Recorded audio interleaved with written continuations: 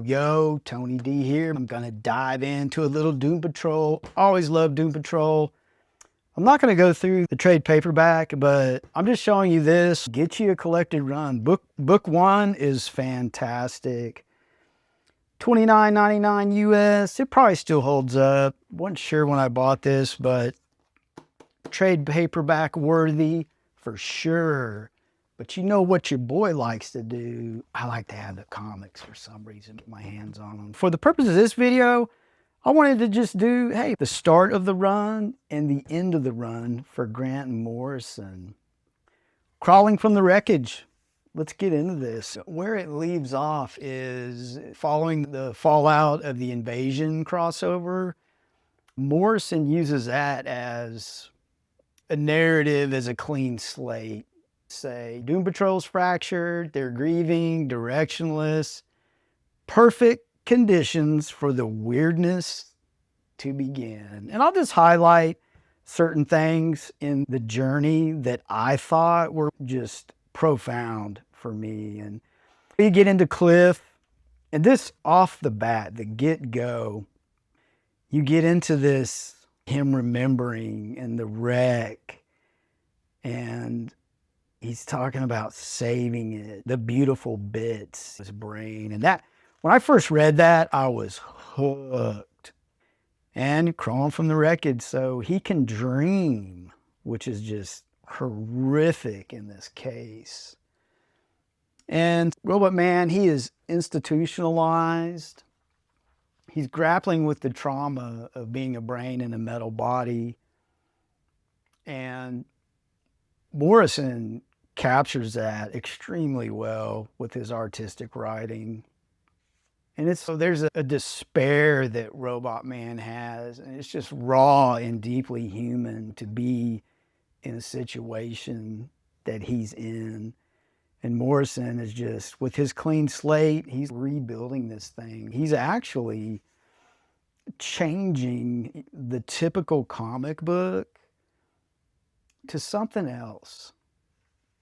And as I first started reading this, I didn't know what that something else was. It's just a masterclass on trauma and the rebuilding of a broken hero. And you have Magnus.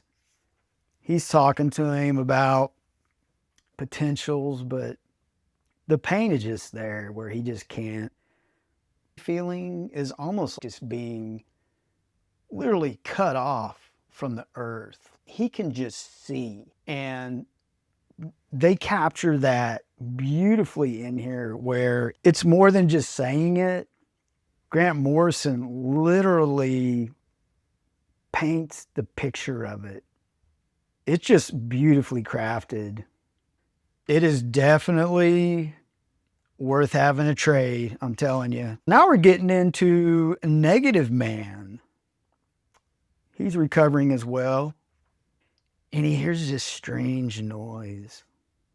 This one is really profound. Actually groundbreaking as well. You have to remember that this was written in, what's the year here? I know it was the 80s. 1988. We're talking 35, 37 years ago. And Morrison creates this combination where Negative Man, or I say Negative Man, but the negative spirit is, he's wanting back in to Larry. And it doesn't really, there's always been a connection there throughout the whole series, even way back when. And it's a very, and even this picture of his hand, he doesn't want to open the window, but his hand is being possessed. That's a great shot of the hand. Just gnarled up. It gives you a sense of horror to what Larry's going through. There's always tragedy with the Doom Patrol. Just the very nature of it. Even before Morrison was writing, there was, that tragedy has always been there. He just worded it in a way that just captured it with a different perspective. And Robot Man, it's extensive communications with Will Magnus of how he is, and this is impactful. He just starts banging his head into the ground, and I can't feel anything. And it's, oh God, please. He's begging for help. It's very impactful. We're back to Larry and the negative spirit is, I'm awake, I'm wide awake. And he's talking in riddles, and Larry's he's trying to understand, but the negative spirit is, I need the woman here. It's necessary.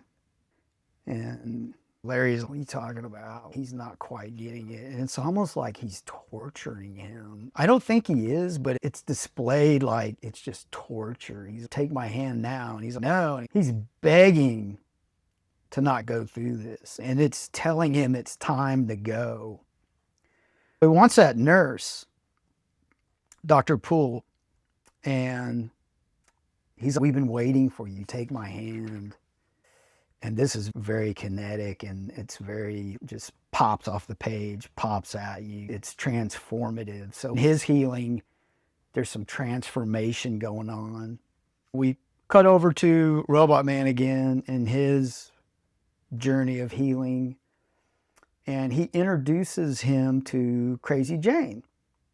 This is her first appearance. Well, this is really cool to have in the collection. And through the abuse that she went through, I believe it's 64 personalities were created. And this character, I thought this was genius. Each personality, if they have a power, can literally do that. It's almost a shout out to the power of the mind, that, what it can do if you believe. And she's painting right now. I love how they render her. It's really a muted palette of colors. The colors are important too, because they display, you see it right here, it's muted, very plain. Just, it's the atmosphere of just, there's stark paneling, and it's reflecting Jane's internal desolation. You get a great sense of that here. Colors mean something big time. So you get a little hint of some of the villains, and the villains were just out of this world. I totally love the re-imaging of the villains in this. You're getting a little taste of the Scissor Men. Yeah, shout out to Morrison with the villains, but now they're talking about calling Niles' car. I don't know how this is going to work, but I'm jumping to the last issue. Totally dig this cover with Crazy Jane. I like it. We're in this healing thing again. After all they've been through, this is called The Empire of Chairs, and it's a haunting, poetic finale to Morrison's groundbreaking run, and it really was groundbreaking. It'll leave you suspended between madness and meaning, for sure. And here's what I'm talking about. You're just in the mind of Crazy Jane. That's what I'm talking about, just the madness. Even more of still a muted color palette, not real bright and vibrant. There's some brightness. I think some of the brightness is that there is hope. There always is hope. And Larry Trainer, it didn't show in the first issue, but he merged with Dr. Poole to become Regis. And it is such a groundbreaking transformation that, what I say, it was like 25, 35, 37 years ago, this was introduced. And things have changed. Things back then were a lot different. A lot. So we're getting into more, you're going to get a lot of dialogue between her and the psychologist. And they're getting into a lot of the adventures that they were into and how they're still healing from that. We started off Morrison's run with institutionalization and healing, and now we're right back to it like a bookend. Very masterful. And you always get these weird things like that. They just pop up. I always like that, the weird touches. Fighting chairs.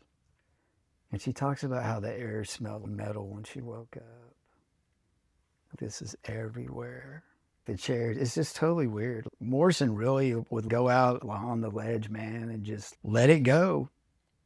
Think about it. This has really defined Doom Patrol since then. It's like when Doom Patrol first started out, it had that weird vibe, even what's going on now, but it's like Morrison just took it and squared it by 590. It's the weirdness that is lovable.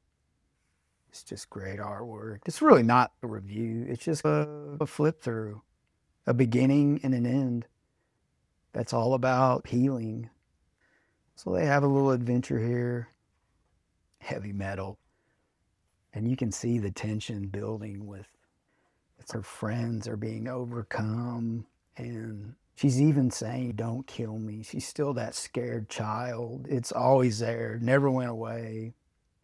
And Morrison's writing is just this jangle of keyhead and snap scratch of brittle twig fingers. That is insane. It's just, it's wonderful. It's another level, is what I'll say. That's what makes him so great. So she's in the hospital. She's in her mind going through all that.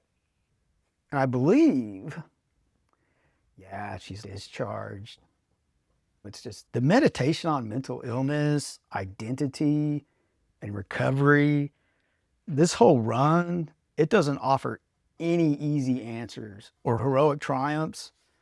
It's just, it's not your typical hero comic. Instead, it suggests that healing is a messy process. It's non-linear and it's deeply personal. They bring that out beautifully.